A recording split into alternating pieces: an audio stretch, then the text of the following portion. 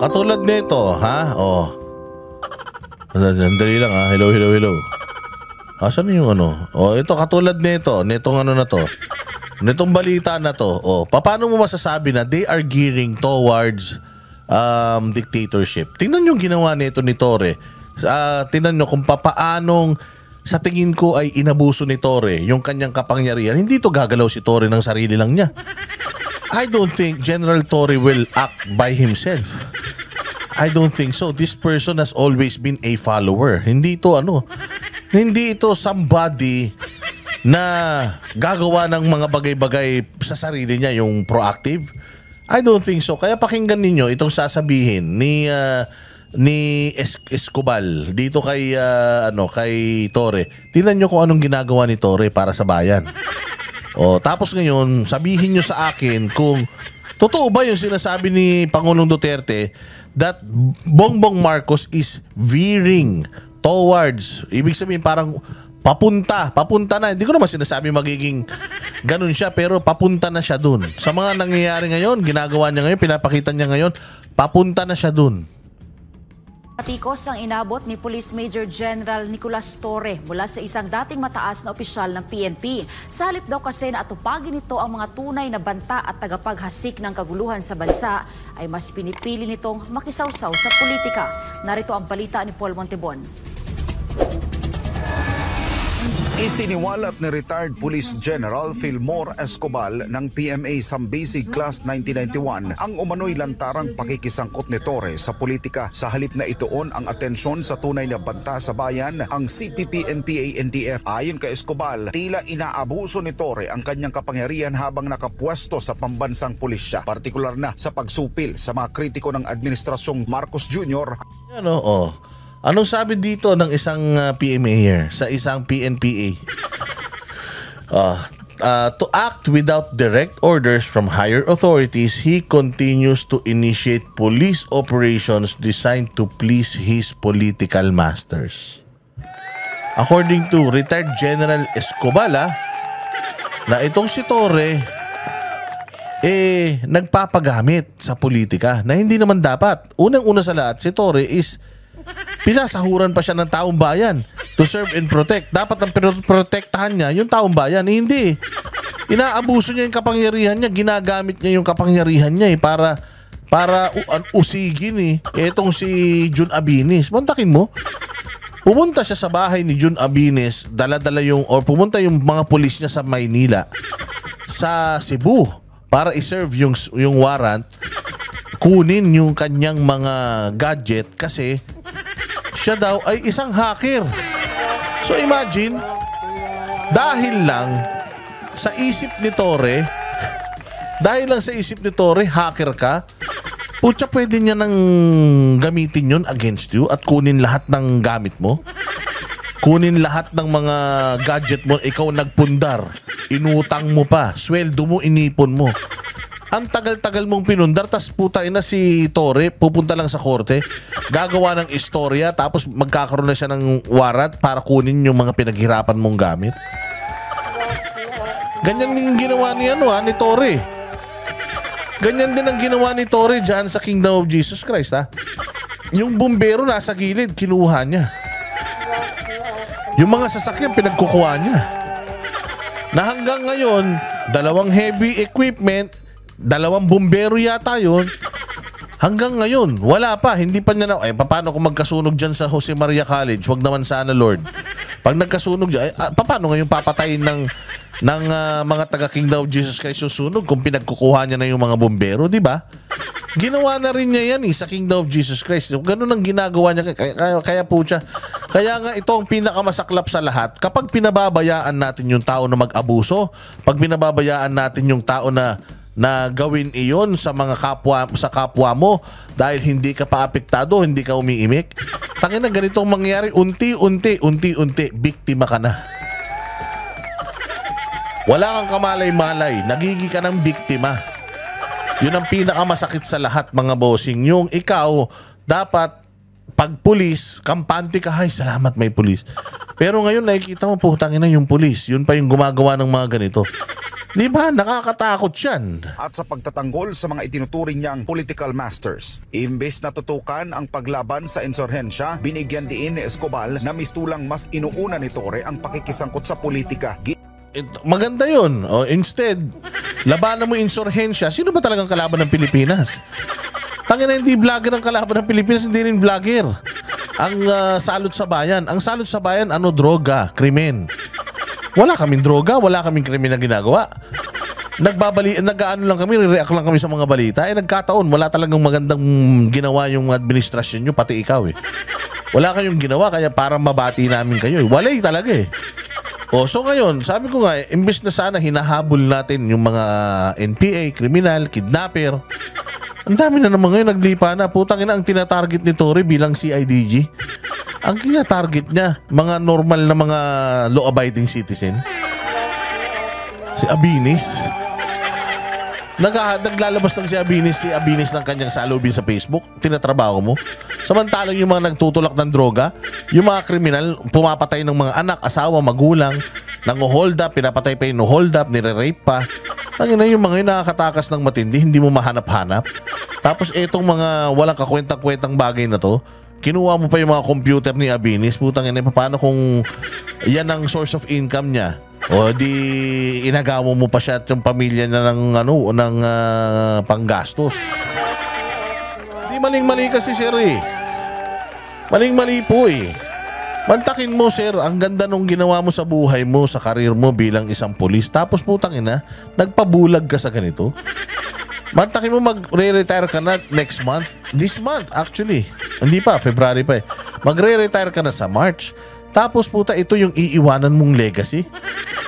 Hindi ka na nga kagwapuhan. Ang pangit pa nung record na iiwanan mo. Ayusin naman natin, sir. Protektahan nyo naman yung mga Pilipino. Huwag nyo abusuhin. Diba? Dapat ang pinoprotektahan nyo yung mga sibilyan, hindi yung putang inang yan.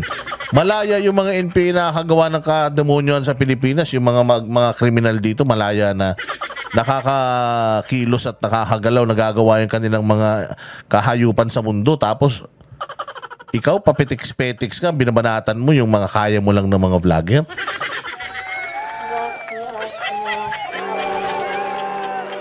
Klase ka.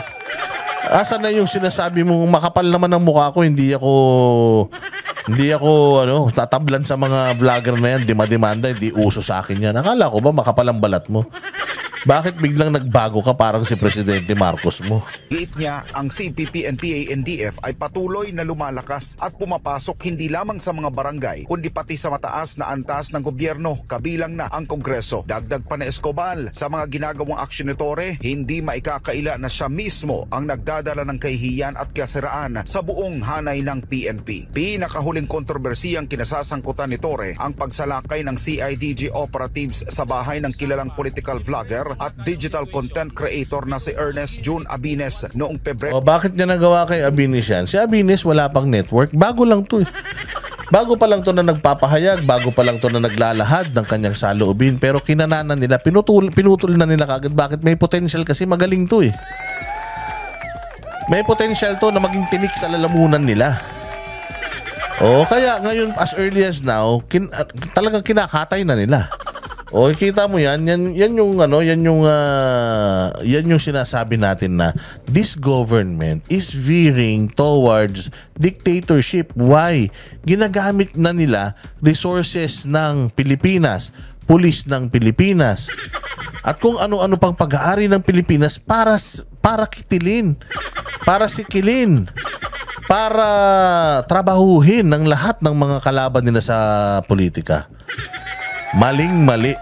Pero 22 taong 2025, inakusahan si Abines na umunoy pagpapakalat ng maling impormasyon at di umunoy paghak sa mga datos ng PNP. Giit ni Escobar, ang dapat sanang pagtuunan ng pansin ni Torre ay ang patuloy na pananamantala ng CPP, NPA, NDF sa kabataan para sa kanilang pekeng revolusyon na madalas nauuwi sa trahedya. Ayan yan ang hantingin mo, Torre, kung matapang ka.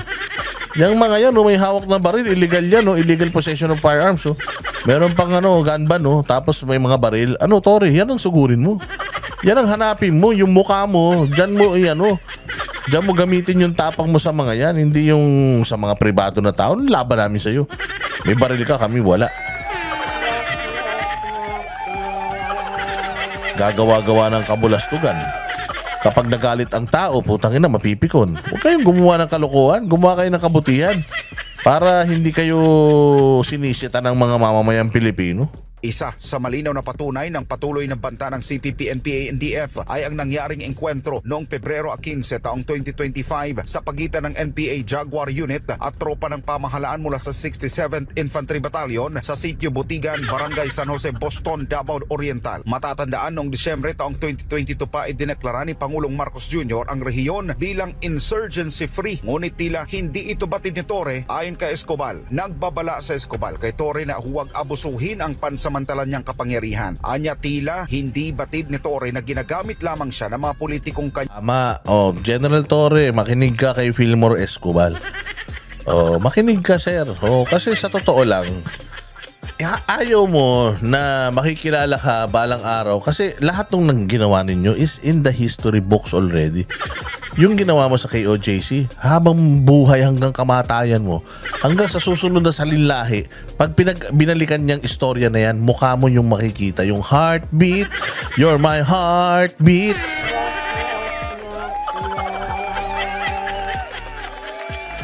Dahil dyan, nagkagawa pa si Pastor Apollo Kibuloy ng napakagandang jingle, yung heartbeat. I'm rooting for your heartbeat. Na LSS ako dyan. Hype na yan, ang galing. Kaya ayan, ito, yung mga aso, kahul din ng kahul. Ang dami mga asong kahul ng kahul ngayon.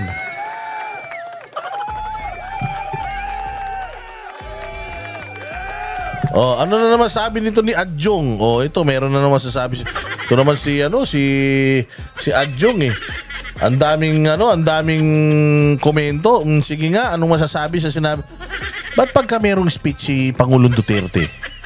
Ba't pag may speech si Pangulong Duterte, nakaabang kayong mga timawa kayo? Para kayong mga namamalimos? Wala ba kayong trabaho sa Congress? Ay, wala na, no? Matatalo na kayo siguro. Wala na kayong ibang ginagawa kundi abangan na rin sasabihin ni Duterte. Bakit kayo naghingi ng humingi kayo ng palugit na 5 days dyan sa pinagpapaliwanag kayo ng Supreme Court tungkol dyan sa budget na yan, yung blankong BICAM report. Tangina nyo, bakit hindi yun ang atsikasuhin nyo? Bakit hindi yun ang pagtuunan nyo ng pansin? Hindi yung mga statement ni Duterte? Ako, wala akong nakikitang indikasyon o karakteristik ang Pangulong Ferdinand Bongbong Marcos na masasabi kong leaning towards or leading towards dictatorship. Gago. Wala ka naman talagang makikita dahil bulag ka eh. Ang ina nyo, wala nga kayo nakikitang mali ng administrasyon eh. Yung pera ng gobyerno eh. May kapalpakan na nga dyan sa blankong item. Puta, ayaw nyo pa rin aminin eh. Talagang hindi na kami actually nag-i-expect kung may nakikita ka o wala na masamang ginagawa ni Bongbong kasi alam naman namin Adjong na putang ina nabili na kayo ni Bongbong. Mga ulul, never naman kayo na-involve. Pero ngayon lahat na lang ng sasabihin ng mga Duterte lagi kayo may sagot. Hindi nyo naman trabaho yan. Ikaw Adjong, saan ka? Di ba sa ka? Lanao del Sur, Lanao del Norte. Di ba member na yan ng BARM? Ang tanong ko sa'yo, may mga nagtatanong ng mga taga-BARM, saan mo daw dinadala yung pera ng BARM? Sa distrito mo. Yun ang dapat nasagutin nyo. Yung tinatanong ng taong bayan, hindi yung sinasabi ni Duterte, hindi naman kayo kasali. Utangin na nyo, hindi naman kayo kasali. Hindi ka naman anak ni Bongbong. Hindi ka naman niya syota.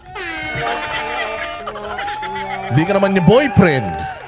Putangin na, ba't inaabogado mo siya? Abogado ka ba niya? Alam ko, congressman ka ng taong bayan. Bakit nagiging tagapagtanggol ka ni Bongbong at ni Romualdez? Magkano ba kasi? Malay mo, kaya namin pag-ambag-ambagan. Malay mo yung binigay sa'yo, kaya namin mag-ambag-ambag. Para magtrabaho lang kayo ng matino. Gumawa kayo ng mga batas na kapaki-pakinabang. Hindi ko puro kayo preskon. Tangin na, hindi na lang kayo manahimik sa mga opisina nyong malalamig. Kakapal ng mga mukha nyo. Wala kang nakikitang indikasyon na veering towards dictatorship si Presidente Marcos. Talagang wala kang makikita kasi nga putang ina nakatapal yung mga pera sa mukha nyo eh. O hindi ba? Di nawalan kayo ng ayuda, nawalan kayo ng AX, tupad, akap, di ba? Pero galit na galit ka sa mga Duterte. Yung kapatid mo naman, ini-endorse si Bato. Anak ng tinapay, anong tawag sa'yo? Traidor? Diktador ba yung minumura ka? Oo. Oo naman. Minumura ko nga kayo eh. Pero mga kurakong kayo. Di umano. Di ba? At saka, Adjong, putang ina, napakahina naman ng kokote mo eh. Ang sabi, veering towards dictatorship. Congressman ka na, hindi ka pa marunong umintindi. When you say veering towards, papunta doon, hindi niya sinasabing diktador na si Bongbong ngayon.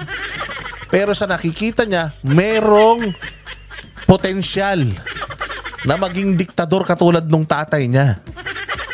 Sa nakikita niya sa performance niya ng 3 taon, it seems that he's veering towards dictatorship. Bakit? Situationally, the Philippines is really going to the dogs. Anong gagawin? Magagalit yung mga tao dahil palubog tayo. Tapos, hindi naman bababa si BBM. Hindi naman umaamin ng kabulastugan niya, katulad mo rin. Ano mangyayari? Di magkahagulo. Di balang araw, magdi-declare siya ng martial law. Yun yung mga circumstantial, yung mga tawag dito, mga forecasting lang, hula-hula lang, opinion lang. Sa nangyayari Kumbaga papunta, hindi naman niya sinabi, Adjong, na diktador na si Bongbong ngayon. Ngayon, sasabihin mo, meron bang diktador na minumura? Hindi pa siya diktador ngayon. Pero pag diktador na siya at minura mo siya, Adjong, putang ina, papatayin ka na yan.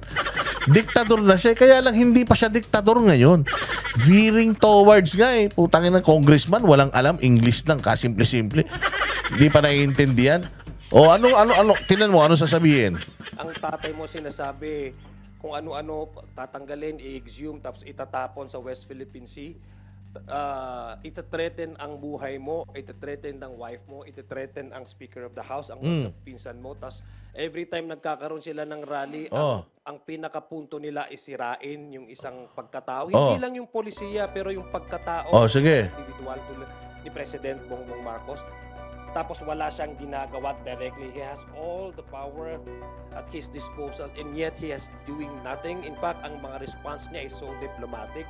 Characteristic ba yun ng isang diktador? I don't think so. Hindi pa nga siya diktador. Hindi pa nga sa ngayon.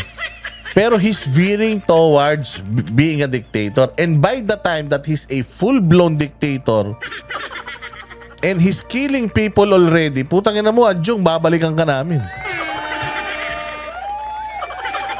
Ganito kasi, Adjong, ang sinasabi kasi ni Pangulong Duterte, wina-warn niya yung mga tao that this is the government that we have now and we can change it. By how? Let us put check and balances sa Pilipinas. Iboto natin yung PDP para magkaroon ng balance. Kasi kapag kanya na lahat ng Congress, kanya pa lahat ng mga senador, ano nangyari sa Pilipinas? Hindi mo na talaga kailangan mag-declare ng martial law nun. Hindi mo na kailangan maging diktador nun. Kasi parang lumalabas without check and balance, putang ina, komunista na yung Pilipinas nun. Yan ang problema, Adjong. Kasimple-simpleng English, hindi mo naiintindihan. Tapos comment ka ng comment. Ang komentuhan mo, bangag si Bongbong, sabi ni Duterte, ipa-drug test nyo. Pagka nagawa mo yan, bilib ako sa'yo. Diba? Sinasabi niya bangag si Bongbong bakit hindi kayong mga congressman manawagan kay Bongbong Marcos, settle it once and for all, makikipagpustahan pa yung mga Duterte sa inyo, hindi na sila tatakbo sa posisyon basta mapatunayan ni Bongbong na hindi siya addict. Pero hindi nyo kayang hilingin yun.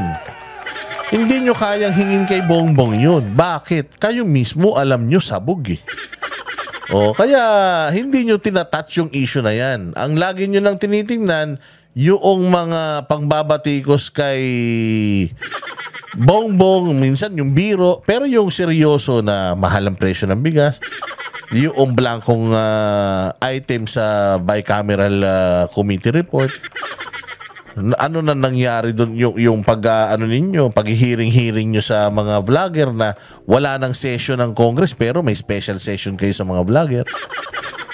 Hindi ba? Yun yung mga dapat na issue adjong na nire-reactionan mo. Hindi yung issue na wala nang wala na itong maitutulong sa trabaho nyo bilang isang congressman. Hindi ba? Hindi kayo nandiyan dyan, binoto ng taong bayan para mag-abogado kay Marcos.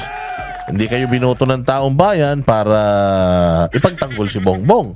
Hindi kayo binoto ng taong bayan para magpapreskon na magpapreskon. Kaya kayo binoto ng taong bayan para gumawa ng batas na kapakipakinabang para naman umalwan ang buhay ng mga Pilipino. Putang na, tagal nyo nandyan sa Kongreso. Hanggang ngayon, third world country pa din tayo. Sa ibang bansa, nagpapataasan na sila ng building. Dito, nagpapalakihan pa kayo ng kurakot.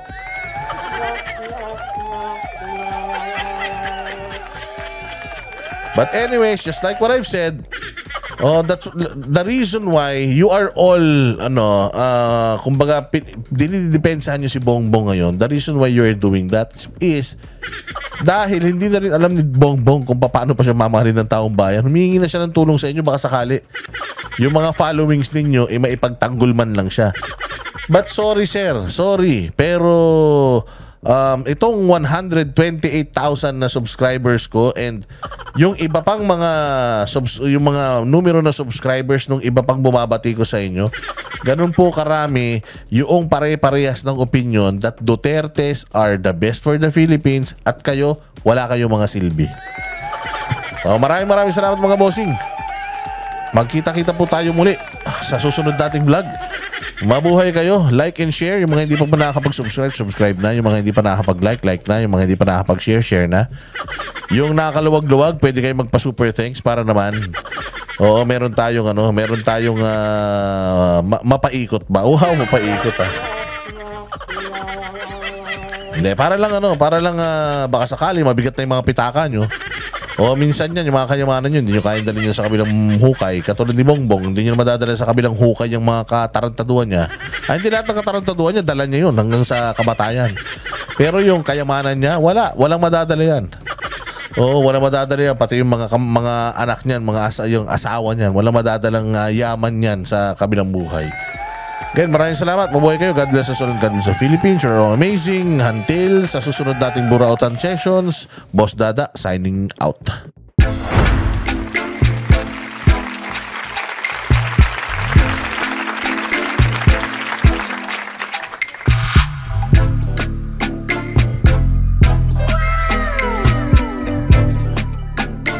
The next performance will start momentarily.